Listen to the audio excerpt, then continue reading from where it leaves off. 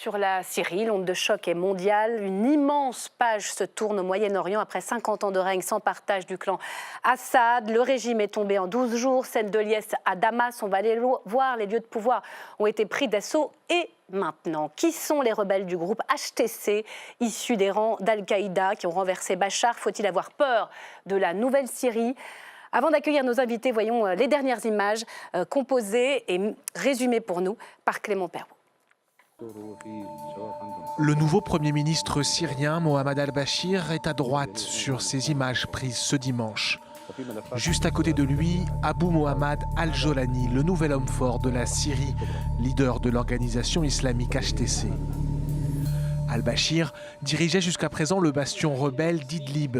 Il prend la tête d'un gouvernement de transition jusqu'au 1er mars 2025.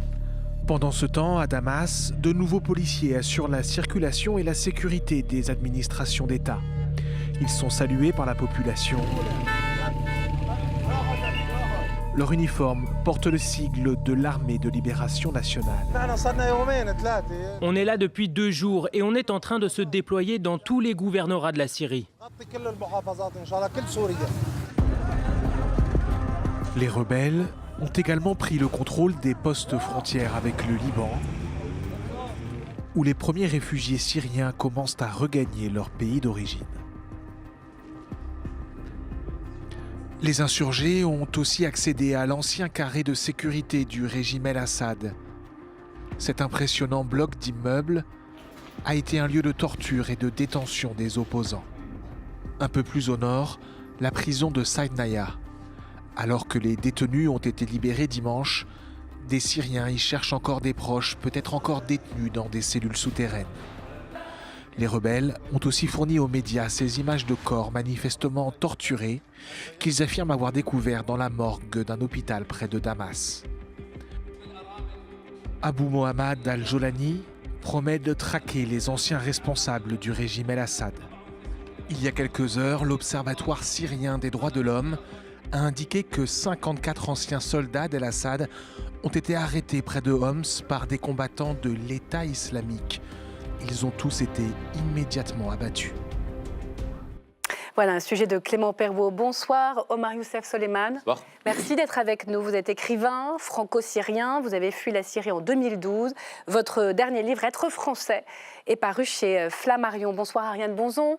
Merci d'être là. Journaliste indépendante, spécialiste du Proche-Orient. Turquie, l'heure de vérité est à lire aux éditions Empreinte. Bonsoir Antoine Basbous. Bonsoir. Bienvenue, politologue et directeur de l'Observatoire des pays arabes. Enfin, bonsoir Rachel Binas. Bonsoir. Ravie de vous accueillir. Vous êtes journaliste à Marianne et spécialiste des questions migratoires. Je commence avec vous, Omar Youssef Soleiman. Quel sentiment vous traverse quand vous voyez toutes ces images, ces statues déboulonnées, ces Syriens qui découvrent ébahis l'immense palais de Bachar el-Assad, ces prisonniers qui sortent de la prison de Saïdnaya, éberlués, ne sachant même pas que Bachar est parti? Ce sont des émotions très fortes, contradictoires depuis plusieurs jours. Et honnêtement, on n'arrive même pas à le croire. On a vraiment besoin de temps pour être convaincu, pour réaliser ce qui s'est passé. On vient de sortir de 54 ans de tyrannie, de la torture. On a grandi dans une Syrie qu'on l'appelait, depuis les années 90, où j'étais enfant en Syrie, on ne l'appelait jamais la Syrie, on l'appelait la Syrie d'Assad. Donc quand Assad n'existe plus, vraiment on a besoin de temps. Donc je suis extrêmement bouleversé. C'était la première fois que j'appelais ma famille depuis 12 ans, depuis 2012. La première fois que j'écoutais la voix de ma mère depuis 2012. Qu'est-ce qu'elle vous dit, votre mère? Beaucoup de choses. Et c'est de beaucoup de joie. C'est beaucoup d'émotions. Il y a de la sidération. Le plus important, c'est qu'on est heureux. On est très heureux qu'Assad part. Assad n'existe plus. Enfin, on est libérés. Les gens, ça, ils sont vraiment. C'était à 4 heures du matin. Ils sont fous de joie. Ils distribuent le dessert dans la rue. Ils détruisent tous les statues d'Assad. Le cauchemar, enfin, est clôturé. Là, maintenant, il faut penser à la nouvelle Syrie. Qu'est-ce qu'il faut faire à l'avenir? Antoine Basbous, vous aussi, j'imagine que vous avez été stupéfait par ce basculement aussi rapide, cette fuite aussi piteuse de Bachar el-Assad en Russie. Le fruit était trop pourri. Il a fallu secouer l'arbre d'un petit coup pour qu'il tombe.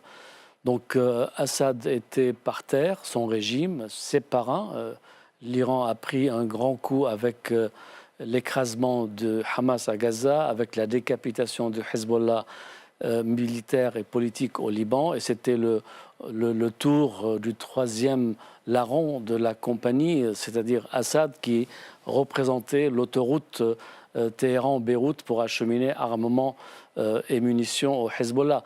Donc c'est une dictature, on dit 54 ans, mais à vrai dire, le coup d'État remonte à 63 et le père d'Assad, Hafez al-Assad, était ministre de la Défense dès 1966. Donc ça fait presque une soixantaine d'années que la famille, la dynastie Assad régnait sur la Syrie d'une main de tyrannie exceptionnelle. Il faut s'arrêter encore et encore sur ce régime totalitaire, Ariane Bonzon. On découvre des images mais véritablement atroces, que l'esprit humain n'arrivait même pas à concevoir, des hommes qui ont été emmurés, vivant dans cette fameuse prison, la cruauté, le sadisme, la torture. On est face à quoi? Le totalitarisme, la barbarie, le crime contre l'humanité? Absolument, et un régime qui régnait par la peur. En tant que journaliste, par exemple, j'ai essayé de travailler en Syrie. C'était le plus compliqué. J'ai eu la chance de travailler dans pas mal de pays, mais c'était extrêmement compliqué. On était suivis tout le temps, les gens ne voulaient pas nous parler. C'était dans les années 90, 80. C'est vraiment la peur régnait, quoi. La peur régnait. Aujourd'hui, il est en Russie avec Asma al-Assad, avec une partie de sa famille. Les chances qu'il soit jugé, j'imagine que vous l'attendez, Omar Youssef. C'est tout ce qu'on souhaite, évidemment. Qu'on soit jugé dans la justice, bien sûr, parce que la révolution syrienne, l'essence de la révolution syrienne, c'est la justice, bien sûr. Ariane Bonzon. C'est peut-être ça qui est bien. C'est-à-dire qu'il est toujours vivant. Donc il va y avoir une cour internationale de justice et la France peut faire quelque chose dans cette affaire-là parce qu'on le voit en Ukraine, il y a des experts qui savent récolter les preuves, les témoignages et elle peut le faire en Syrie et produire donc un certain nombre de dossiers pour se présenter et pour présenter Assad à la justice internationale. Antoine Bazbous, oui, il a ce mandat d'arrêt de la Cour pénale internationale contre lui. Oui, alors il n'y a pas que Assad, il y a aussi tout l'appareil autour d'Assad. Ce qui est scandaleux aujourd'hui, c'est de découvrir qu'il y a plusieurs chefs de service de renseignement syriens qui sont reçus chez le Hezbollah au Liban. Et celui qui a autorisé leur passage, le patron de Masna, poste frontière, a été viré aujourd'hui et remplacé. Il y a également des chefs de service de renseignement qui sont encore en Syrie, qui n'ont pas pu s'enfuir. Et je pense que demain sera le jour de leur arrestation. Ces gens-là doivent répondre de leurs crimes. Ce sont des crimes systématiques. Il y a déjà plusieurs années que le photographe de l'armée syrienne, César, du nom de cette loi américaine de sanctions contre, eh bien, il a sorti 55 000 clichés de personnes torturées jusqu'à la mort. Et aujourd'hui, dans un hôpital de Damas, il y a de nouveaux portraits de gens trouvés dans la mort que les parents viennent chercher pour savoir si leur enfant, si leur frère se trouve sur ces photos. Il y a des gens qui n'ont plus Dieu, qui ont été dissous dans l'acide. Bref, c'est horrible ce qui s'est passé. Alors avant d'en venir à la transition, savoir qui est ce Jolani, Abou Mohamed Jolani, et ce groupe HTC qui vient d'Al-Qaïda, est-ce qu'il faut en avoir peur? Est-ce qu'on peut essayer d'espérer malgré tout? Comprendre la rapidité de la chute, c'est savoir qui a combattu Assad. Est-ce que c'est uniquement, Ariane Bonzon, les troupes rebelles islamistes, ou ça va au-delà? Il y a des communautés druzes, il y a une forme d'opposition laïque qui s'est liguée contre Assad. Alors effectivement, le premier mouvement, ça a été HTS. Alors HTS, on y va. HTS, donc ce mouvement effectivement qui vit sur qui gouverne, si je puis dire, la poche d'Idlib, qui est au nord-ouest. Donc, on va le voir sur la carte. Qui a depuis 5 ans, en tout cas, organisé presque une gouvernance qui est quand même chapeautée plus ou moins directement par la Turquie, parce que cette zone est aussi tenue par exemple, on y paye en dollars et en livres turcs. Les Turcs ont une dizaine de postes militaires dans cette zone d'Idlib qui a été négociée avec les Russes de la part de la Turquie pour abriter les rebelles syriens. Alors quand on dit les rebelles, il y a beaucoup d'organisations, mais essentiellement HTS qui descend effectivement d'Al-Qaïda et d'Al-Nosra surtout, qui était un mouvement djihadiste global, hein, pas seulement national, et avec lequel la Turquie avait beaucoup de contacts. Et puis la Turquie a constitué ce qu'on appelle l'armée nationale syrienne, constituée d'un plusieurs groupes, d'une vingtaine de groupes. Il y a un peu de tout le monde. Il y a un peu ce qu'on appelait l'armée libre syrienne, qui était vraiment les rebelles opposés à Assad. Et puis il y a des mouvements islamistes. Mais ce qui est sûr, c'est qu'il y a une composante essentiellement syrienne. Il y a beaucoup moins d'étrangers qu'on a pu en voir. Et alors, c'est toute l'histoire de Joulani. Joulani dit, moi, j'ai fait une erreur. Je suis pour le djihad national. Cela dit, ce n'est pas un démocrate, hein. Il veut la charia. Pour l'instant, il donne des signes aux chrétiens, aux druzes. Voilà. Il a délaissé le turban, hein, djihadiste, pour la tenue militaire. Absolument, il a changé de tenue. Bon, certains nombre de ceux qui l'ont rencontré, des chercheurs, sont assez positifs et disent il veut vraiment changer. Et puis il y a ceux qui disent c'est une posture et alors, à terme, ça sera d'autres choses. Qu'est-ce que vous en pensez, Antoine Basbous? C'est vrai qu'il a été recherché longtemps par les États-Unis comme combattant d'Al-Qaïda, Al-Nosra également. Qu'est-ce qu'on peut attendre de cet homme-là? Est-il dangereux, notamment pour l'Occident, les Européens? Vous parlez des États-Unis. Apparemment, ils ont changé d'avis. Ils avaient mis 10 millions sur sa tête et aujourd'hui, il se balade. On sait où est-ce qu'il est. Ils ne l'ont pas cherché ni à le tuer, ni à le capturer. Donc, ils ont constaté qu'il a changé. Et dans ce désert syrien, apparemment, il est l'homme de la situation. C'est vrai qu'il a l'ADN d'un djihadiste. C'est vrai qu'il a côtoyé, il a été avec Al-Qaïda puis Daesh. Mais il les a combattus après. Et il a éliminé sur sa droite tous les gens qui étaient de Al-Qaïda et de Daesh. Donc, sa parole rassure. Ses actes, il faut attendre pour voir, pour en juger. Donc, il a fait une évolution importante. C'est une dynamique. Et je crois qu'il cherche à régner, à gouverner. Et s'il faisait comme Bin Laden, comme Zawahi, comme al-Baghdadi, il sera mort. Donc, à mon avis, le changement, peut-être il n'est pas très convaincu de la nouvelle doctrine qu'il est en train d'adopter, sauf que celle-là, celle qui respecte d'autres composantes syriennes, qui rassure les minorités, eh bien, elle est en train de prendre place. Il y a 8 ans, quand il est arrivé à Idlib, il a ordonné aux Druzes de se convertir. Et là, en sortant d'Idlib, il a rassuré les minorités en leur disant « Vous ne craignez rien, vous ne redoutez rien, vivez votre vie ». Omar Youssef Soleiman, est-ce qu'il contribue à rassurer le Syrien en diaspora, le franco-syrien que vous êtes? Justement, premièrement, il ne faut pas oublier qu'en Syrie, on a presque 40% de la population qu'il s'agit des minorités religieuses, des communautés, des minorités ethniques aussi. Oui. Eh bien, ces gens-là ne vont jamais accepter d'être condamnés à la charia. La preuve, c'est que les Druzes qui sont déjà armés, ils ont armé depuis des siècles, ça c'est de leur culture de se défendre, même à l'époque de l'Empire ottoman. Les Druzes étaient indépendants, donc ils n'acceptent jamais d'être condamnés par quiconque. Les Alaouites, ils sont sur le côte, et en Syrie, on a les chrétiens, y compris même plusieurs chrétiens arméniens, sans parler des Kurdes. Donc maintenant, on doit attendre. D'ailleurs, on ne fait jamais confiance à un type comme Al-Joulani. Personnellement, je ne le fais jamais confiance parce que lui, il est extrêmement pragmatique. Il est très très fort. Quel type d'islamisme pratique-t-il, si je puis dire? Il voulait convertir les Druzes. Il y a les talibans qui étaient arrivés en disant on est beaucoup plus soft, entre guillemets. C'est aujourd'hui bien pire qu'il y a 20 ans.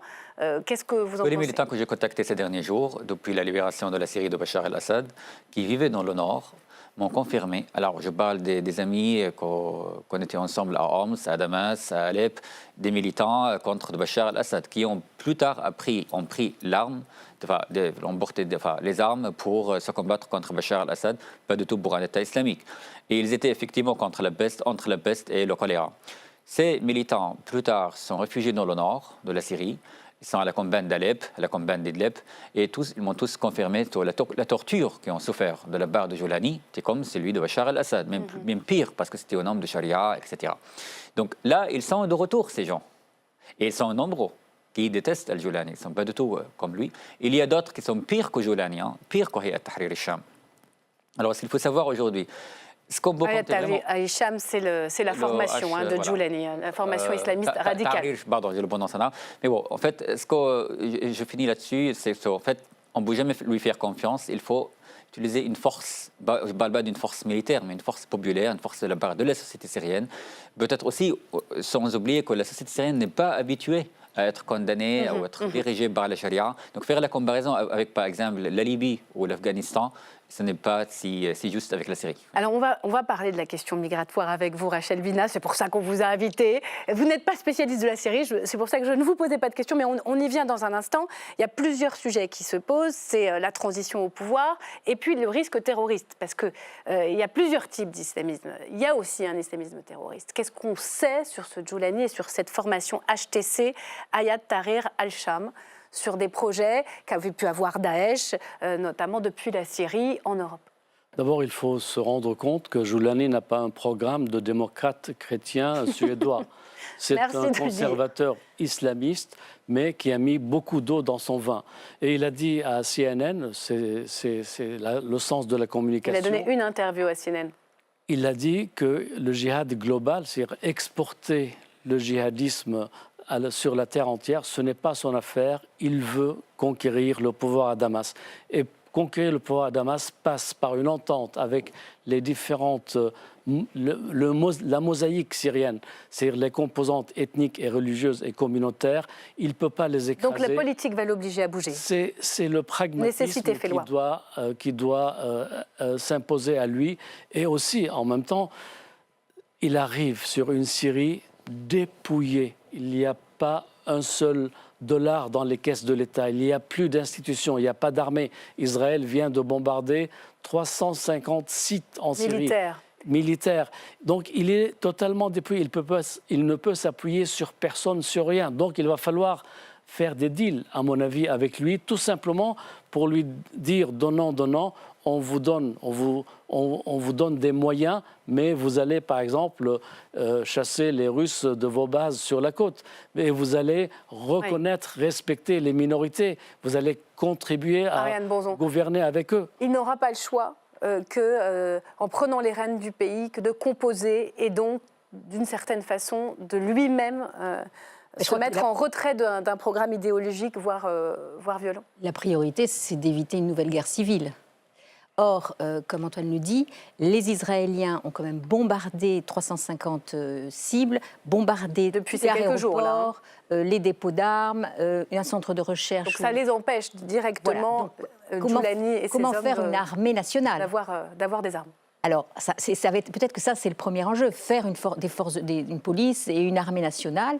Et c'est là comment elle va être composée. Est-ce que toutes ces milices vont arriver à s'entendre dans un corps unique? C'est souvent le premier enjeu. Quand ça a été, par exemple, à Gaza et dans Cisjordanie, le premier enjeu, ça a été de mettre en place, quand Arafat est revenu, de mettre en place une police nationale, une armée. La même chose. Vous voyez, il faut arriver à trouver...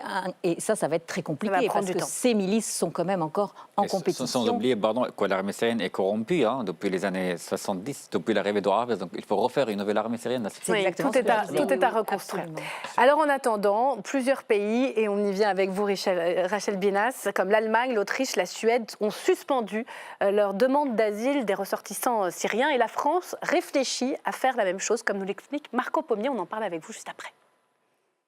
La France va-t-elle suspendre les demandes d'asile des réfugiés syriens? Le ministère de l'Intérieur l'envisage. Nous travaillons sur une suspension des dossiers d'asile en cours provenant de Syrie.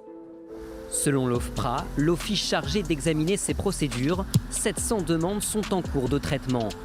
Aujourd'hui, 45 000 ressortissants syriens bénéficient d'une protection française. Depuis la chute du régime de Bachar el-Assad, les portes de l'Europe se referment. Plusieurs pays ont imposé un gel immédiat des demandes d'asile. Le Royaume-Uni, l'Italie, le Danemark, la Suède, la Belgique ou encore l'Allemagne, pays de l'Union européenne accueillant la plus importante diaspora syrienne, près de 800 000 personnes selon l'ONU. L'Autriche va plus loin. Pour les Syriens ayant déjà obtenu l'asile, leur cas sera réexaminé. Dans ce contexte, j'ai chargé le ministère de préparer un programme de rapatriement et d'expulsion vers la Syrie. 95 000 ressortissants syriens se sont installés dans ce pays depuis la vague migratoire de 2015. Le regroupement familial a aussi été suspendu.